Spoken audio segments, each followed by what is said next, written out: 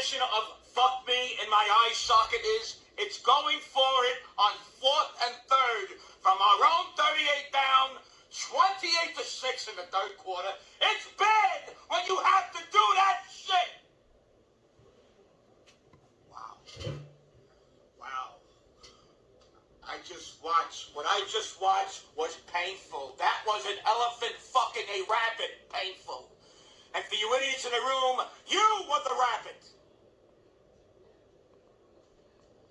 When did we switch our team with Eastern Kentucky University players wearing pajamas from 1924?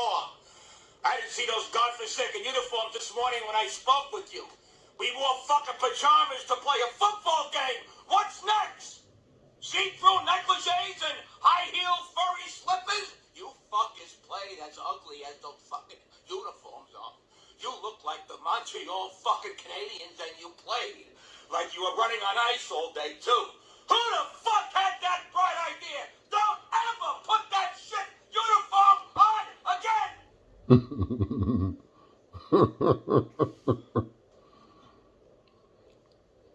I'm not gonna call you scumbag, mutant, shitbags. I'm not gonna call you fart-gobbling, shot-nibbling bottom slurpers. No, I'm not gonna say that. I'm not even gonna call you testicle-goggling, piss-drinking, disappointing, asshole-sniffing, dog-blowers who wear high-heel clogs.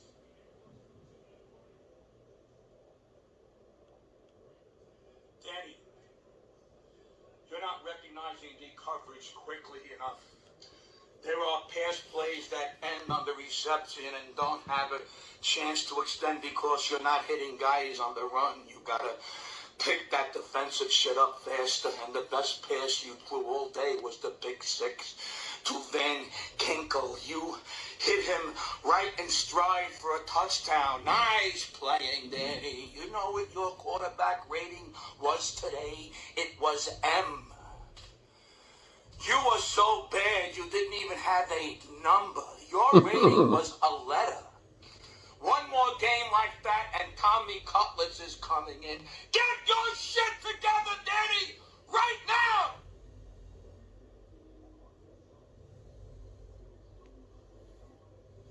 I don't even know what to say. That, ladies and gentlemen, is the great Mr. DeBeto, Vic DeBeto. He's a stand-up comedian, a real New Yorker, and a Giants fan if you did not know it.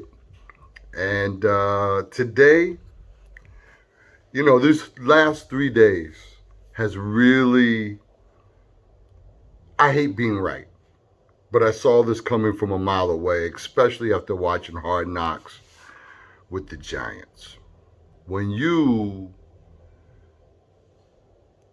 belittle, and I'm talking about Joe Shane specifically, belittle the best guy that you have on your team. For me, I'm already done.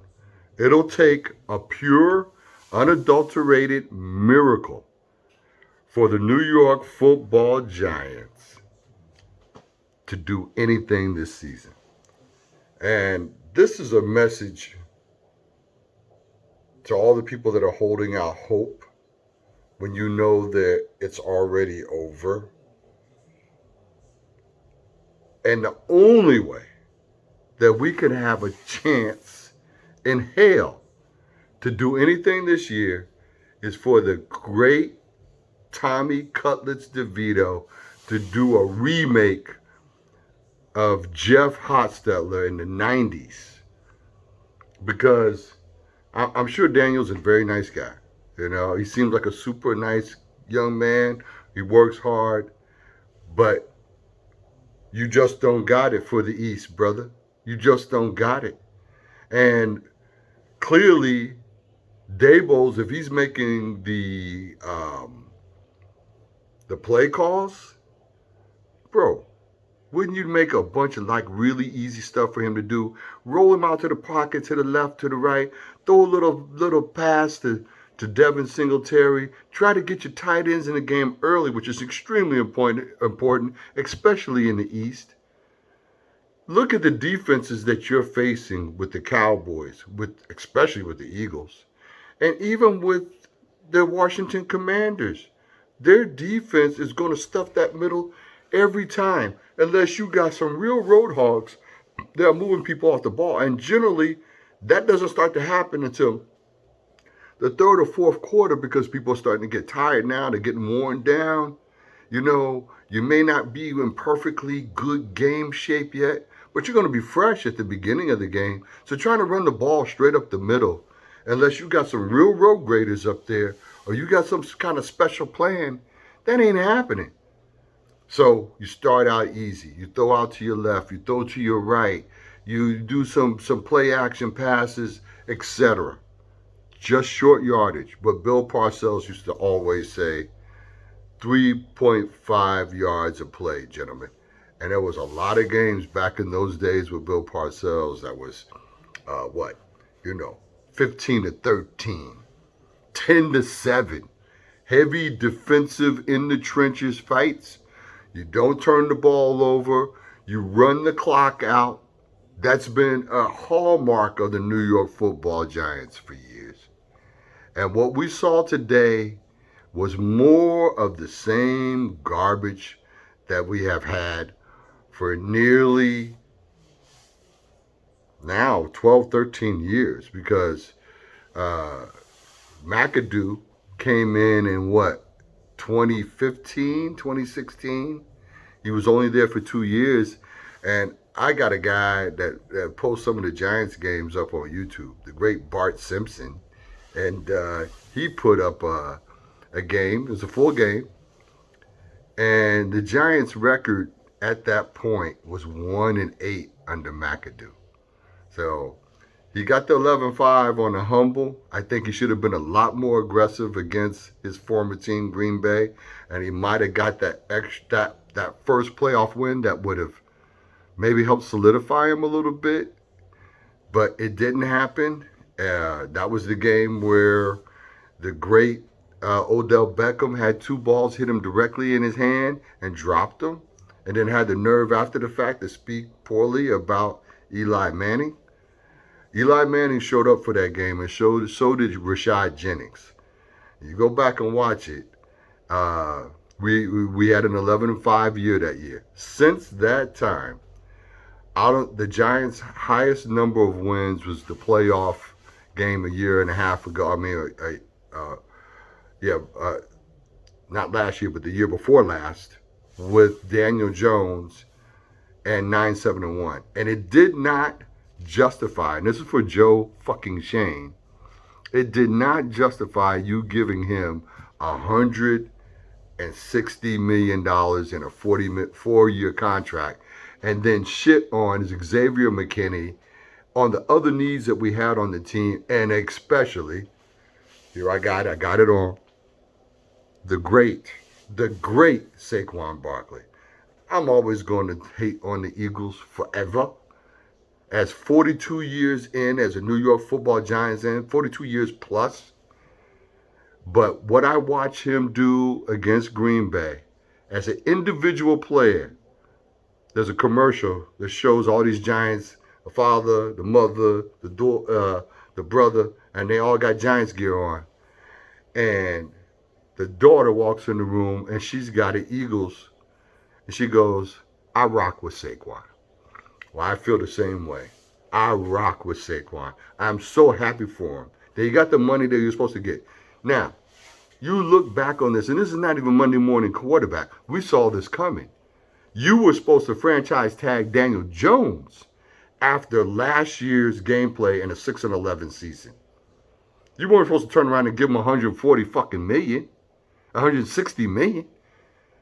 Now you take the monies that you gave to Daniel Jones, and now, because you couldn't maneuver towards the guy that you wanted, which was who? J.J. McCarthy. You wanted the guy. That told you us right then and there, when you watch Hard Knocks, that you didn't have that much faith in him, but you gave him the 160 million. But the guy that has 60% of your offense, you don't give him his money? Oh, it's a bad idea. Then I go on Reddit, I see these dummies talking about, oh, it was a bad idea. Yeah, sure. You know what? You're not taking into context who the guy is. And that in some ways, because of the injuries, he's a little bit fresher. That if he can come back, and this guy works out on a level that you could take the next 20 running backs to the NFL and they don't come close to the type of workouts they have, except for maybe McCaffrey, whose his workouts are so unique, it makes him such an amazing player. So now you know you should have gave him the franchise tag. You would have been able to look for somebody and somebody better than Drew Lock. Right now, our situation is such as this. If Daniel Jones loses, let's just say the next 2 games, with interceptions especially, if there are interceptions in this game, I would sit his sorry ass down and I will put Tommy Cutlets in there. And I believe in my heart of heart, especially as somebody has spent some time in the Twin Cities in Central Illinois, East Central Illinois to be exact, Champaign fucking Urbana. You go back and look at Tommy DeVito's gameplay as a guy that took him to a bowl game. They didn't win, but he had a hell of a season with the with the Fighting Illini. That guy's got more football sense and balls and character to try to win and pride as a New York Giants fan. He's a guy who grew up a fan. He lives in New Jersey. Give him an opportunity to get in there and make something happen. That's our only hope. And if you don't do that, and Daniel Jones does what we all expect him to do, throw picks, make poor decisions, and give up the ball, and we lose miserably, and we're like 0-4, 0-5, then you bring in Drew Lock, who looks literally like a piece of lumber that's nailed to the floor. And I mean, you can't even make it out of preseason without getting hurt. And I got to think that there was somebody better out there that we could have went after as a second tier guy that's a veteran. You know, at this stage, I would put my dollars on Colin Kaepernick. If he has 6 months, 8 months to prepare, would be a better choice than Drew fucking Lock. I'm going to say that just outright. Let's look at the NFC East and what has occurred through these last 10, 12 years. Dak Prescott comes in. He's what, in his 6, 7 fucking year? He's never lost against the Giants. All right? Then you got Philadelphia that's making fun of us. And what do, Joe? At least have enough fucking sense to say, I will franchise tag you if you go to anybody in our division. If you're gonna screw the guy over, at least force him into a situation where either he has to stay with us or go to a team outside of our division. But you don't have enough sense to do that. So it's actually your destiny. John Mara, wake up and see what's going on here. And if we end up with another 6-11, 5-12, 4-13 season, Dable, gone. Joe Shane, gone. And I would tell you to bring in one man that will do something that would be like Jerry Reese on steroids. Louis Riddick. Louis Riddick, as the GM of the New York Football Giants, has so much football understanding and acumen and intensity, the kind of intensity we need on the East Coast. We'll get that big, rangy, powerful quarterback that can run, that can throw. You need somebody with toughness. These are outdoor stadiums.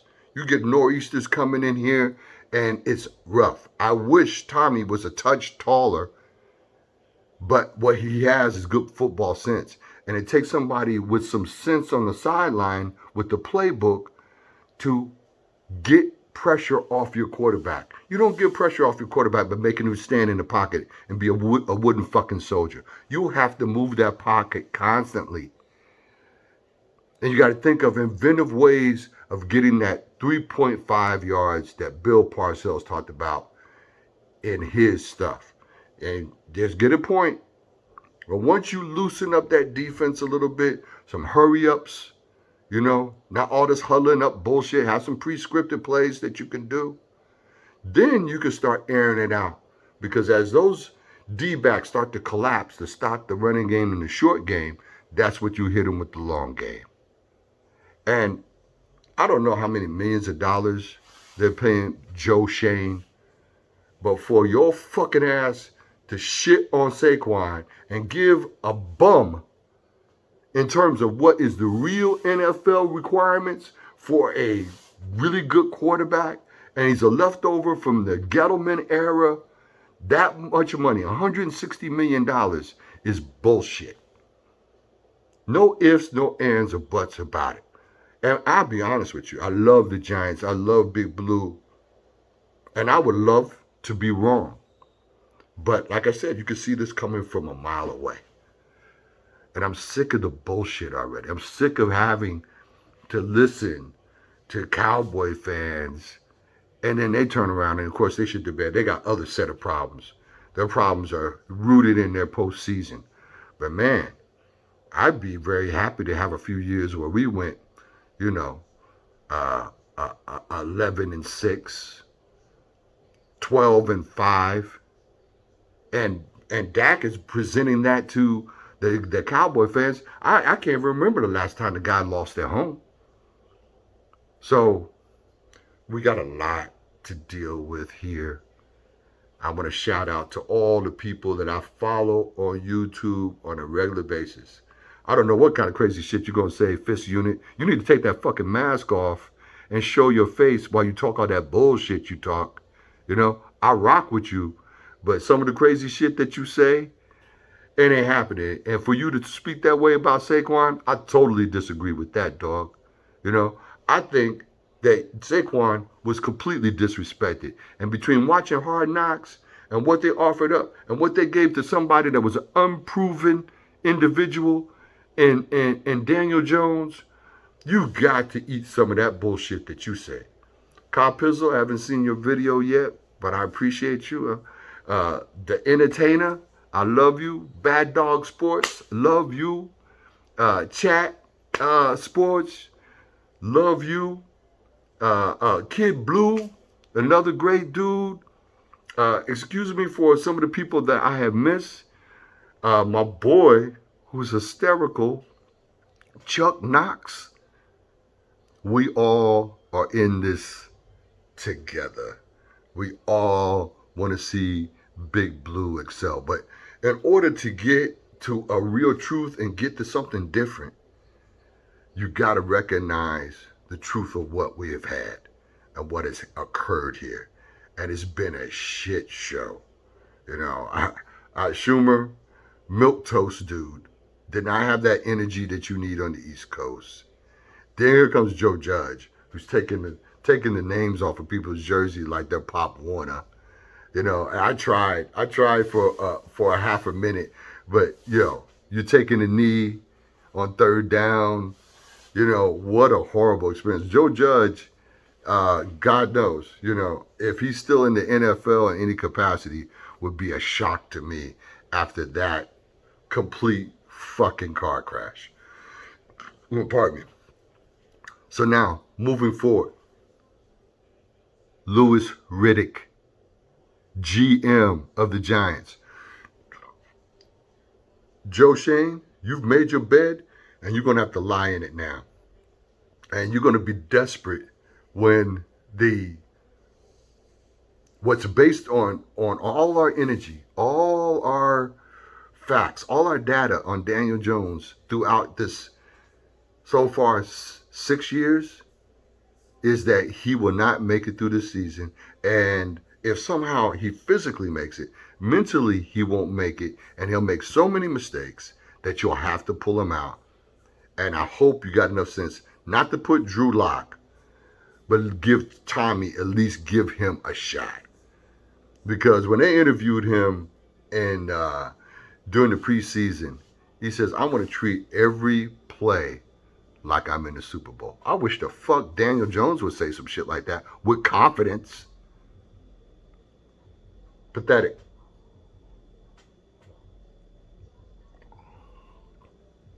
Here's to you, all the Giants fans out there.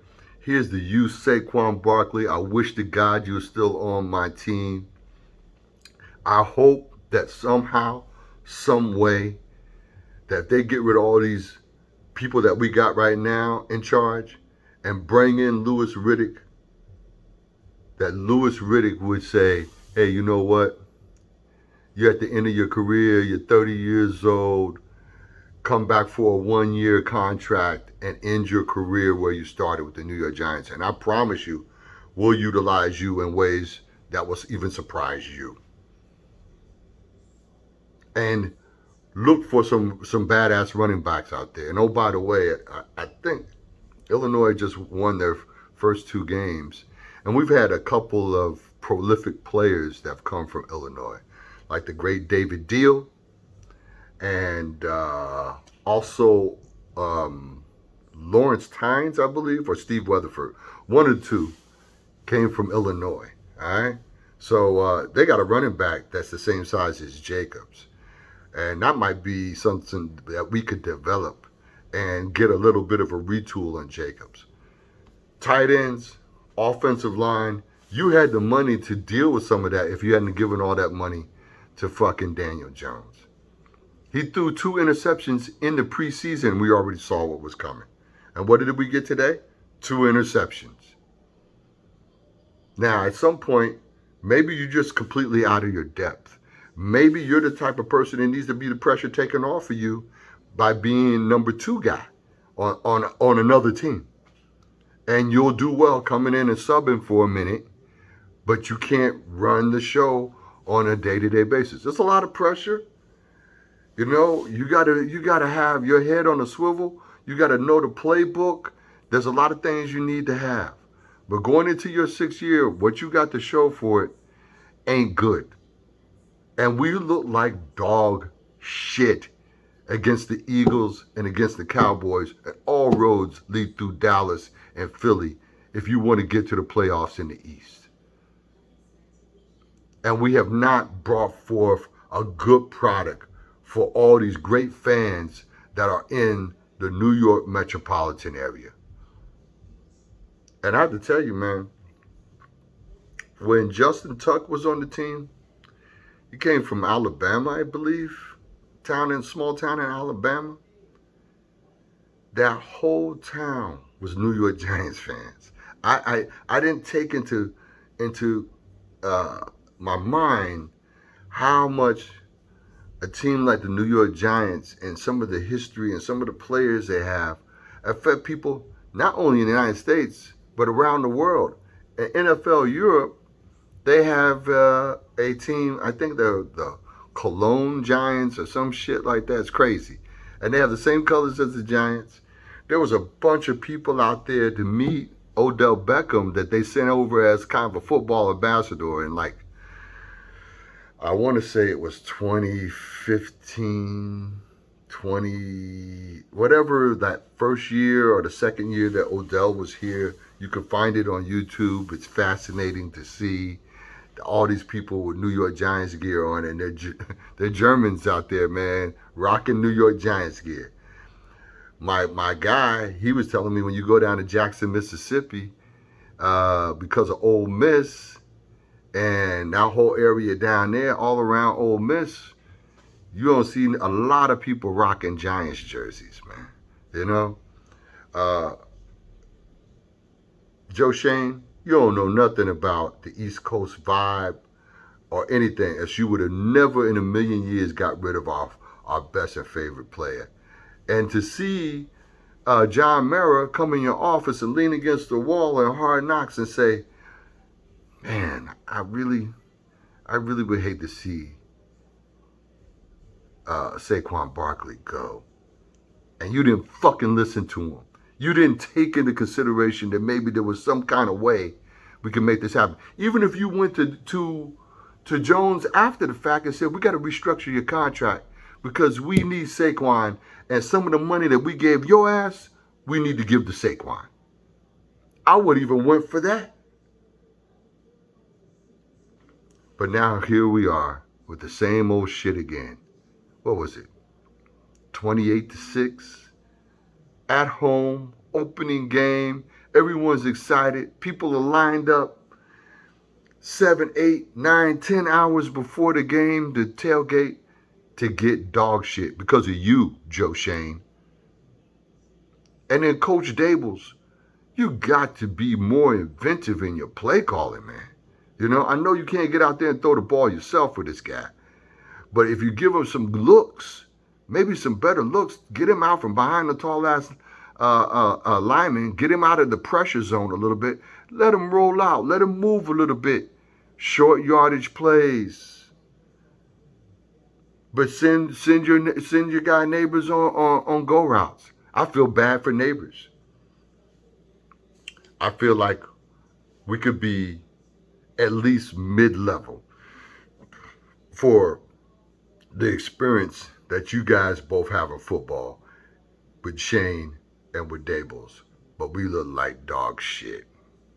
I don't think we look that much better than what we had with Schumer or with McAdoo in his second year or that bum Joe Judge.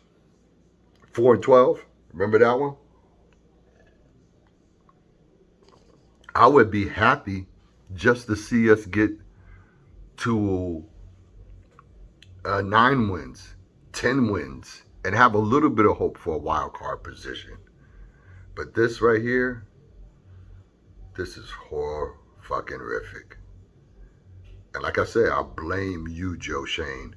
You disrespected my brother from the Bronx, New York. And yeah, he went to Penn State. But damn, there's no way Saquon should be playing for somebody in our own fucking division. So we're going to see what goes forward. We're going to see what happens. But I want you to remember this moment that we had this discussion after the first game that we looked like dog shit. And remember, we got a little bit of hope if we clean house and bring in one guy that has the football experience and the toughness, the intensity to build a team that the New York Giants faithful could be proud in. And that is Louis fucking Riddick. Louis Riddick. I'll say it one more time. Maybe it'll get into your skull, John Mara. Louis Riddick. If we don't get more than 6 or 7 wins, you need to change the scope of this. You did it once. You know, they say 3 times is a charm. Well, it ain't. 5 times is going to be the charm for us. And that's the way the Giants are. You know, you want to keep trying to do the same thing over and over again. Finally, get the message. Louis Riddick. And we need a big, rangy, powerful. And, oh, before I go, have you looked at the success that the Eagles have had through these years? I'm like, how is it that they always seem to be so successful and these players are in tune with each other? They all come from Georgia. They come from the same program, a program that's a winning program. Do you see Georgia the other day on Saturday and what they did? This makes sense to me. We need to find our place. I thought our place was going to be LSU, at least for some of our offensive players. We need to tap in to the teams that have these dynamic players and get several of them from the same team. This is what the Eagles have been doing for years. And now you basically built the Georgia-Philadelphia Eagles. And these guys know each other and their playing style from there. And it's a tough, hard-nosed playing style. These guys are at the top of the pinnacle. And we need to get there too. And we're not going to get there with this willy-nilly bullshit that's been happening for the last 12 years. Don't consider this a rant. Consider this a truth session to the brain trust of the New York Football Giants.